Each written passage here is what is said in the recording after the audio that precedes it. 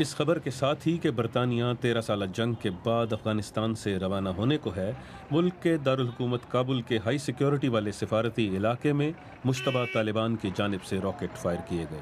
یہ بڑی واضح یاد دہانی ہے کہ عسکریت پسند شہر کو اپنے قبضے میں لینا چاہتے ہیں۔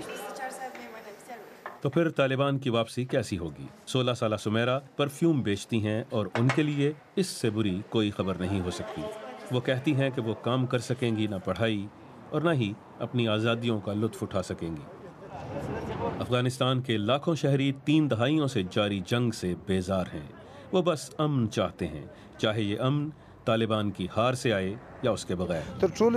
ٹیکسی ڈرائیور سرور کہتے ہیں کہ غیر ملکی حمایت سے کی جانے والی لڑائی سے کوئی فائدہ نہیں ہوا، بس پیسے ضائع ہوئے ہیں۔ وہ کہتے ہیں کہ صرف بات چیت سے کام چلے گا۔ افغان حکومت کہتی ہے کہ فتح فوجی کارروائی سے ہی حاصل ہو سکتی ہے۔ دہشت گردی کے خلاف لڑائی اور ہمارے عزم کے سلسلے میں یہ کہوں گا کہ افغان عوام دہشت گردی کے خلاف لڑتے رہے ہیں اور مستقبل میں بھی اس کے خلاف لڑتے رہیں گے۔ افغان فوج کو جلد ہی جنگ سے الجھی ہوئی یہ راہ اکیلے چلنا ہوگی۔